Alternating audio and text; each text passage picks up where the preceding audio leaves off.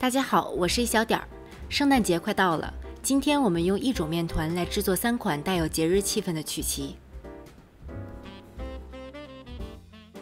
这3款曲奇配比基本相同，制作起来也非常简单。最关键的一点是要让黄油软化到位。黄油如果软化不够，最后挤曲奇会变得非常困难。像这样是不够的，需要用微波炉再加热5到10秒，要软化到用打蛋器轻易就能搅匀的程度。软化好的黄油搅动起来是感觉不到什么阻力的。黄油搅顺滑之后，加入糖粉搅拌均匀，然后依次加入香草、香精和鸡蛋清搅拌均匀。保险起见，蛋清可以分2次加入，搅拌至蛋清全部被吸收，再加入余下的。最后加入一点盐，搅拌均匀。将黄油糊分成3份，每份大约98克。然后向每份黄油糊中筛入75克低筋面粉，其中1份额外加入抹茶粉制成抹茶口味，1份加入可可粉制作成巧克力口味。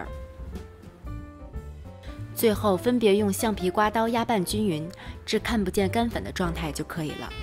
这样我们3种不同口味的面团就制作好了。挤曲奇要选择比较结实的裱花袋，以防在挤的过程中裱花袋爆开。切口的大小要根据裱花嘴的大小决定，裱花嘴可以选择这种口径较大的巴氏花嘴，口径大挤曲奇不费劲，花纹也比较清晰。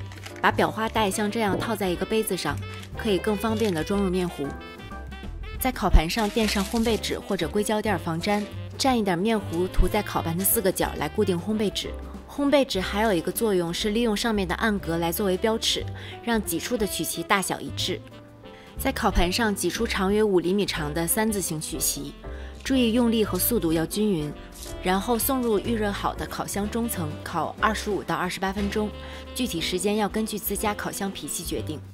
抹茶口味挤成直径为5厘米的圆圈，就像是圣诞节家门前挂的花环，可以用手指将结尾凸起处按平。原味曲奇边缘稍微上一点色就可以取出来了。抹茶曲奇因为是环形，受热面积大，烤大约20到23分钟。巧克力曲奇我们换一个小一点的裱花嘴，转着圈挤出1朵朵小花，注意裱花嘴要离烤盘近一点，面糊才容易落下。每朵花之间间隔要密集一点，不然曲奇很容易碎。这个形状的曲奇大概烤18到20分钟即可。出炉后的曲奇要转移到烤架上彻底晾凉才会变酥脆。下面我们来做最后的装饰。白巧克力用微波炉中火加热，每20秒拿出来搅拌1次。白巧克力含糖量高，特别容易加热过头而焦掉，推荐使用塑料碗，尽量避免用我这样的玻璃碗，以免容器升温过快而烧焦巧克力。在巧克力曲奇中心挤一点白巧克力，然后轻轻晃动曲奇，让它填满缝隙并且分布均匀。在抹茶曲奇的接口处淋上一些巧克力，在装饰上蔓越莓干，还有一些坚果，就像上面的蝴蝶结和松果。在原味曲奇上撒上些糖粉，就像冬天里的白雪。等巧克力酱彻底凝固之后，小心将曲奇取下，然后依次的摆到盒子里。这样一盒造型可爱又好吃的曲奇，做起来很简单。在即将到来的圣诞节，亲手制作并送给你爱的人，让他们在这个寒冷的冬天感受到温暖和感动吧。谢谢大家的收看，如果你喜欢我的视频，请不要忘记帮我点赞和订阅我的频道。我是一小点儿，我们下期再见。